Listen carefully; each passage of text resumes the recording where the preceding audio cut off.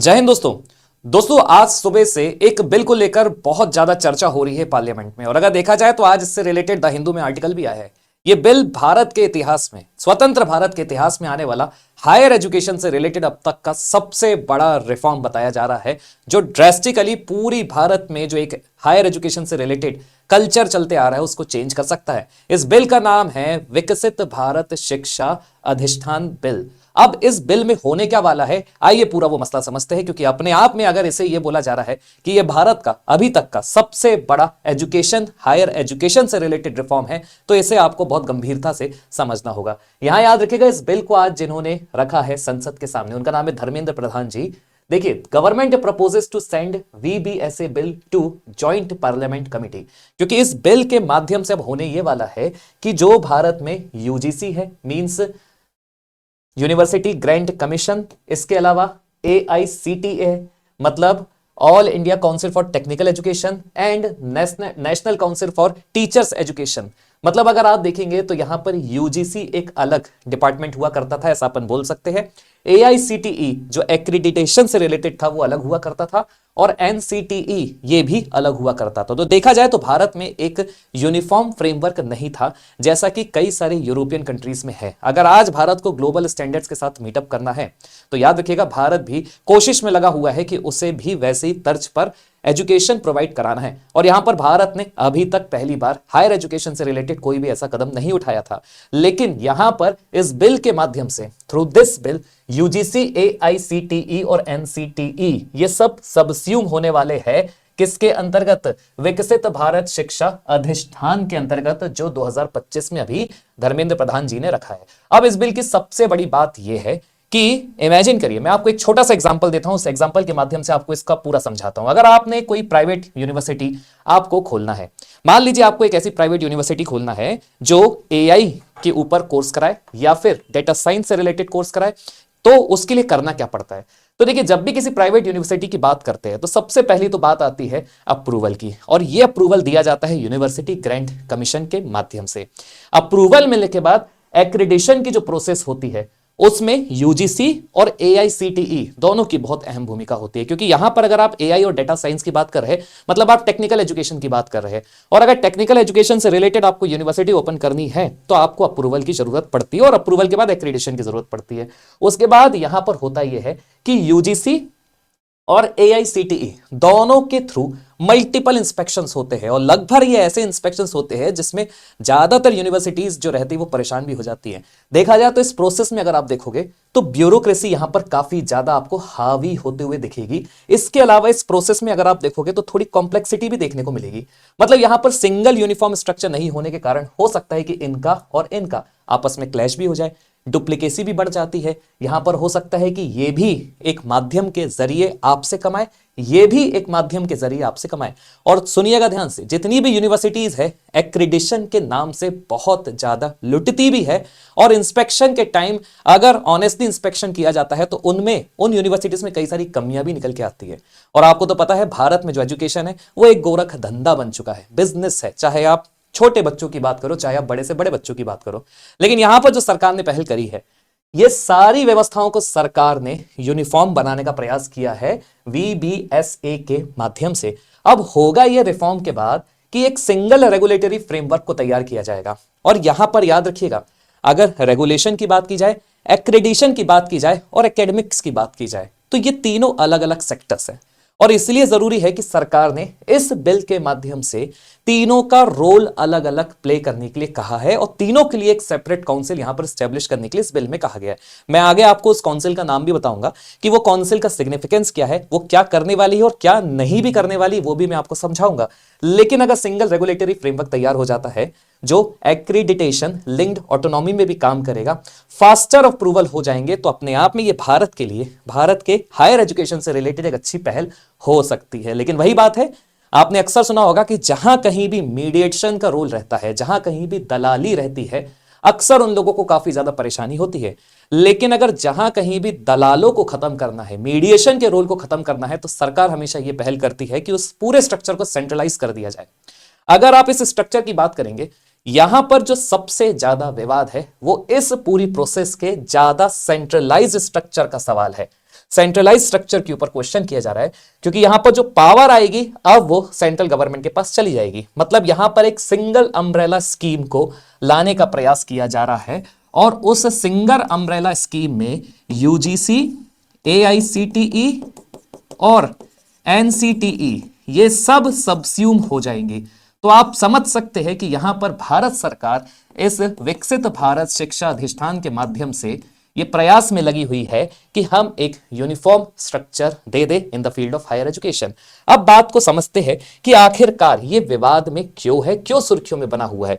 इस बिल को जब धर्मेंद्र प्रधान जी ने प्रपोज किया तो ये बिल सीधी सी बात है 3 काउंसिल्स के साथ स्टैब्लिश हो सकता है, जिसमें यूजीसी, एआईसीटीई और एनसीटीई को सबस्यूम किया जा रहा है। मतलब यहां पर अब सारी व्यवस्था एक सिंगल अम्ब्रेला के तहत काम की जाएगी, लेकिन इस सिंगल अम्ब्रेला में जो 3 परिषद, 3 काउंसिल्स जो स्टैब्लिश किए जा रहे हैं उनका रोल अलग अलग रहेगा, जो आपको ध्यान से सुनना चाहिए। क्योंकि अभी अगर देखा जाए तो टेक्निकल एजुकेशन की जब आप बात करते हैं तो टेक्निकल एजुकेशन में यूजीसी और एआईसीटीई दोनों की तरफ से पहल होती है। अब अगर देखा जाए तो उनका रोल अलग है और एआईसीटीई का रोल अलग है। मतलब अब रेगुलेशन की बात करते तो रेगुलेशन एक अलग क्राइटेरिया माना जाता है जिसमें नियमावली की बात आती है। एक्रीडिटेशन का मतलब होता है मान्यता, ये एक अलग चीज होती है, और स्टैंडर्ड सेटिंग फंक्शंस जिसमें एकेडमिक्स की भी बात आ जाती है, ये अलग चीज होती है। तो यहां पर इस काउंसिल के माध्यम से इन सब के रोल को आइडेंटिफाई किया जा रहा है। मतलब अब आने वाले टाइम में जो काउंसिल स्टैब्लिश होगी उसमें एक रेगुलेटरी देखेगी, एक एक्रीडिटेशन की व्यवस्था देखेगी और एक स्टैंडर्ड सेटिंग की व्यवस्था देखेगी। क्योंकि देखिए भारत में जब आप मेडिकल की बात करते हैं और लॉ की बात करते हैं तो लॉ के लिए बीसीआई है, एक अम्ब्रेला बॉडी है। मेडिकल के लिए मेडिकल काउंसिल ऑफ इंडिया है। लेकिन जब आप टेक्निकल की बात करते हैं और नॉन टेक्निकल की भी बात करते हैं तो यहां पर मल्टीपल बॉडी है, और कारण यही है कि यूनिवर्सिटीज उस फ्रीडम के साथ काम नहीं कर पाती है। और इस बिल के माध्यम से यहां पर उन यूनिवर्सिटीज को भी रिकॉग्नाइज किया जाएगा जो एकेडमिक्स में एक्सीलेंस परफॉर्मेंस देती है। मतलब वहां पर उनको ऑटोनॉमी भी दी जाती है ताकि वो फ्रीली अपने हिसाब से काम कर सके, फॉरेन जो आपके रिलेशंस है उसके आधार पर भी अपने स्टूडेंट्स को बूस्ट कर सके हायर एजुकेशन के लिए। तो यहां पर अगर देखा जाए तो पूरा मसला और पूरी पिक्चर चेंज होने वाली है। कहने का मतलब यही है कि अभी तक का इसे सबसे बड़ा रिफॉर्म बताया जा रहा है। अब देखिएगा यहां पर एक बहुत इंपॉर्टेंट चीज है कि यहां पर फंक्शंस को तो रिटेन किया जा रहा है, साथ में फंडिंग को भी डीलिंग किया जा रहा है रेगुलेशन के थ्रू। क्योंकि पहले जो रेगुलेटरी बॉडी हुआ करती थी यूजीसी, उसमें भी रेगुलेशन के माध्यम से भी फंडिंग थी, लेकिन यहां पर सेंट्रल गवर्नमेंट इस चीज व्यवस्था को हटा रही है।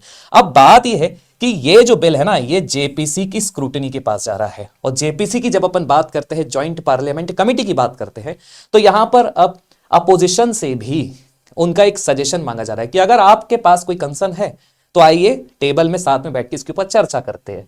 वो बात अलग है कि सरकार पावर में है, और पावर में रहने का सबसे बड़ा फायदा यही होता है कि ये बिल को वो पास करा ही देगी। आप कितना ही अपोजिशन करे, कितने ही विवाद करे, लेकिन स्टिल सरकार अगर मौका दे रही है तो कंस्ट्रक्टिव रिफॉर्म की तरफ यहां पर अपोजिशन को भी सरकार के साथ, और सरकार को भी उस कंस्ट्रक्टिव रिफॉर्म को मानना चाहिए, स्वीकारना चाहिए, ताकि एक भारत में कंस्ट्रक्टिव स्ट्रक्चर तैयार हो सके जो सबके लिए लाभदायी हो।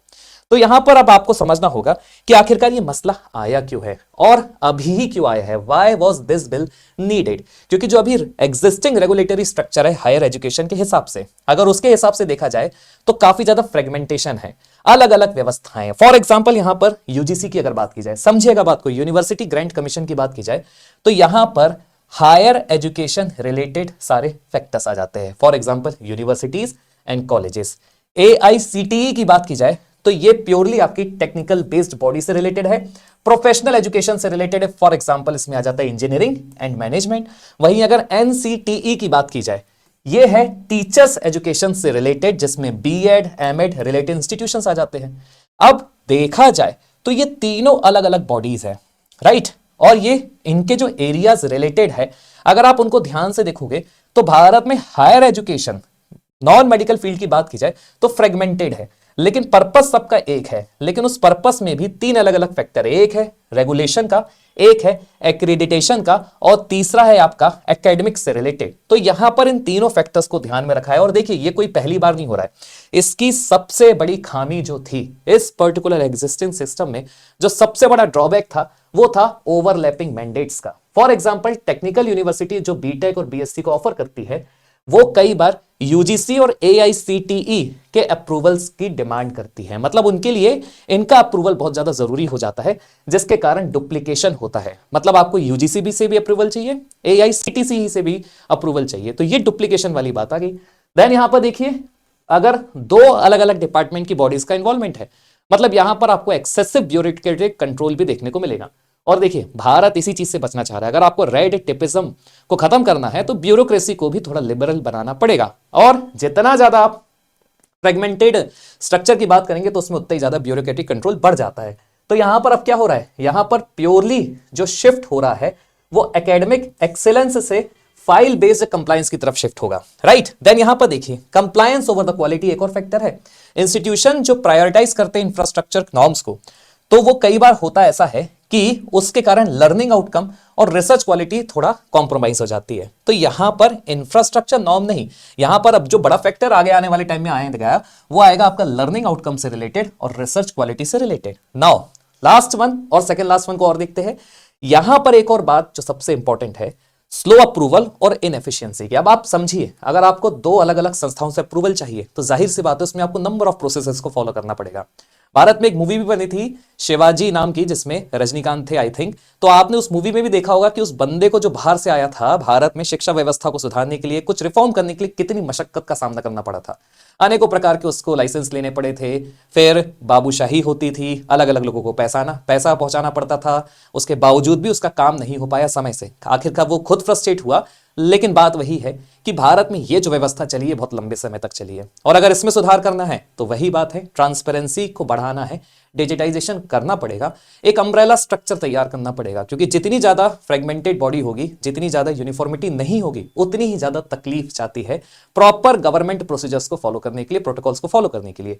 लेकिन यहां पर वही बात है, इस एग्जिस्टिंग स्ट्रक्चर के कारण काफी स्लो अप्रूवल था, इनएफिशिएंसीज थी, new courses, foreign collaboration, curriculum updates काफी साल ले लेते थे। और यहां पर एक और बात है, lack of transparency and accountability की।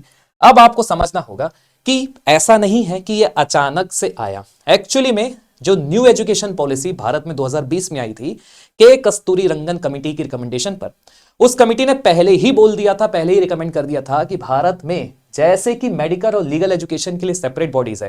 फॉर एग्जाम्पल, एक मेडिकल के लिए नेशनल मेडिकल काउंसिल है, और लीगल एजुकेशन के लिए मतलब लॉ रिलेटेड उसमें बार काउंसिल ऑफ इंडिया है। तो वैसी ही बॉडी टेक्निकल और हायर एजुकेशन के लिए क्यों नहीं है? तो ये एक रिकमेंडेशन थी कि there should be a single regulator also for the higher education in the field of what, technical non technical background. इसके अलावा क्लियर सेपरेशन ऑफ फंक्शन भी होना चाहिए। अब सेपरेशन ऑफ फंक्शन देखिए, रेगुलेशन एक अलग व्यवस्था है, एक्रीडिटेशन एक अलग व्यवस्था है, एकेडमिक स्टैंडर्ड सेटिंग एक अलग व्यवस्था है, और यहां पर ये तीन फंक्शन एक ही बॉडी के द्वारा किए जा रहे थे। अगर देखा जाए सेपरेशन ऑफ पावर नहीं था, सेपरेशन ऑफ पावर जरूरी होता है, और ग्रेडेड ऑटोनॉमी भी रिकमेंड की गई थी नेशनल एजुकेशन पॉलिसी 2020 में, जिसमें उन इंस्टीट्यूशंस को ज्यादा ऑटोनॉमी दी जाएगी जो अच्छा परफॉर्मेंस करेंगे। लेकिन यहां पर ऐसा नहीं था, राइट, एग्जिस्टिंग सिस्टम में ऐसा नहीं था। इसके अलावा देखिए, लेस माइक्रो मैनेजमेंट, मोर ट्रस्ट बेस्ड गवर्नेंस, तो ये सारे एनईपी के रिकमेंडेशन थे। अब जो बिल प्रपोज किया गया है, अगर आप उसे फंडामेंटली देखेंगे, तो उस बिल में यही सारी चीज एब्जॉर्ब हो रही है। अब बात वही है, अगर आपको इनकी रिकमेंडेशन को देखना है, तो अगर आपको इनकी रिकमेंडेशन पसंद नहीं आ रही है, बिल में कुछ ऐसे क्लॉजेस जो आपको नहीं पसंद आ रहे, तभी तो जाकर ये बिल को जेपीसी के पास रखा जा रहा है। और अगर जेपीसी एग्री कर जाती है, joint parliamentary committee as it is इस बिल के साथ एग्री कर जाती है, जो ये मानती है कि नहीं ये सारी चीजें न्यू एजुकेशन पॉलिसी के साथ अलाइन हो रही है, तो फिर आगे ये बिल को प्रपोज कर दिया जाएगा। और वही बात है, जो वीबीएसए बिल है वो एक्ट बन जाएगा। लेकिन यहां देखिए, जो तीन काउंसिल की मैं आपको बात कर रहा था, अब इसमें हो यह रहा है कि तीन काउंसिल के ऊपर एक एपेक्स बॉडी का यहां पर स्टैब्लिशमेंट किया जाएगा, जो अपने आप एक नई स्टैट्यूटरी बॉडी होगी। इन तीनों को रिप्लेस करके एक नया स्टैट्यूटरी बॉडी को क्रिएट किया जा रहा है थ्रू एन एक्ट। अब एक्ट के थ्रू आप कर रहे हैं तो स्टैट्यूटरी बॉडी ही बनेगी, ये बात ध्यान रखना है आपको, जिसका नाम है विकसित भारत शिक्षा अधीक्षण। अब ये जो अधीक्षण है और अधीक्षण है, ये एक सिंगल अम्ब्रेला अथॉरिटी रहने वाली है, जिसमें एक चेयरपर्सन होगा, एक मेंबर सेक्रेटरी होगा, और अदर मेंबर्स होंगे और गवर्नमेंट नॉमिनीज होंगे। लेकिन अल्टीमेटली यहां पर चेयरपर्सन का जो अपॉइंटमेंट किया जाएगा, that will be totally done by the central government. और जितने भी अपॉइंटमेंट्स है सब के सब सेंट्रल गवर्नमेंट के द्वारा किए जाएंगे। तो इसका मतलब यहां पर यह होता है कि सेंट्रल गवर्नमेंट के पास अथॉरिटी आ रही है। और इसके अलावा देखिए ये क्यों अपने आप में बड़ा रिफॉर्म है, क्योंकि सबसे पहला फैक्टर तो है स्ट्रक्चरल सिंप्लीफिकेशन का, जिसने जितने भी फ्रेगमेंटेड रेगुलेटरी रेजाइम थे उसको एक यूनिफाइम फ्रेमवर्क दिया है। सेपरेशन ऑफ पावर, जो मैंने आपको बताया कि regulation is not equal to accreditation, is not equal to academic standard, इसलिए इन तीनों का सेपरेट होना जरूरी था। इसलिए इन तीनों के लिए सेपरेट काउंसिल को स्टैब्लिश किया गया है। फर्दर क्या करने वाला है, ये इंस्टीट्यूशनल ऑटोनॉमी को बढ़ाएगा ताकि हर एक हायर एजुकेशन से रिलेटेड इंस्टीट्यूशंस को फ्रीडम मिल सके, उसके करिकुलम डिजाइन से रिलेटेड, उसके इंटरनेशनल कोलैबोरेशन से रिलेटेड और लास्ट में फैकल्टी के रिक्रूटमेंट से रिलेटेड। और अगर देखा जाए तो ये जितनी भी प्रैक्टिसेस हो रही है सब ग्लोबल बेस्ट प्रैक्टिसेस है, जो हाल ही में यूरोप में भी फॉलो की जाती हैं। अब आपको देखना होगा जो सबसे काम की चीज है, इन द एंड कौन सी ऐसी बॉडीज और काउंसिल है जो इसके अंदर स्टैब्लिश होने वाली है। तो यहां पर अब जो आने वाले टाइम आपको स्टैब्लिशमेंट मिलेगा, नया काउंसिल सबसे पहले मिलेगा HERC, means higher education regulation council, जिसका काम क्या रहेगा, जो हायर एजुकेशन के इंस्टीट्यूशन से रिलेटेड रेगुलेशंस तैयार करेगी। देन है यहां पर NAC, नेशनल एक्रीडिटेशन काउंसिल, जो एक्रीडिटेशन एंड क्वालिटी का असेसमेंट करेगी, जो HERC के तहत स्टैब्लिश हुए हैं और या फिर बोल सकते हैं रेगुलेट किए जा रहे हैं। और लास्ट में है GEC, means general education council, जो एकेडमिक स्टैंडर्ड सेटिंग्स को तैयार करेगी। अब अगर देखा जाए तो यहां पर देखिए HERC का सिग्निफिकेंस क्या है, ये क्या करेगा, ओवरलैपिंग जो हो जाते थे UGC और AICTE के मैंडेट्स में उसे एंड कर देगा। इसके कारण ट्रांसपेरेंसी बढ़ेगी और रूल बेस्ड रेगुलेशन होगा। वहीं अगर NAC की बात की जाए, नेशनल एक्रीडिटेशन काउंसिल की बात की जाए, तो ये एक्रीडिटेशन को ग्रेडेड ऑटोनॉमी से लिंक करेगा, जो एक क्वालिटी बेस्ड गवर्नेंस भी प्रोवाइड कराएगा। और लास्ट में जब GEC की बात करते हैं तो इसके कारण यूनिफॉर्म लर्निंग आउटकम्स मिलेंगे, क्रेडिट ट्रांसफर मिलेंगे और मोबिलिटी मिलेगी under the new education policy 2020। तो अपने आप में इसका ये इंपॉर्टेंट रेलेवेंस रहने वाला है। अब आपको कमेंट करके बताना है कि आप कितना सहमत होते हैं इस नए बिल से और भारत की शिक्षा व्यवस्था से। तो दोस्तों कमेंट करके जरूर बताइएगा, क्योंकि आपका जो व्यू है ना वो इक्वली इंपॉर्टेंट होता है, चाहे वो सरकार की बात की जाए चाहे वो चैनल की बात की जाए। जय हिंद दोस्तों, कमेंट करके जरूर बताइएगा।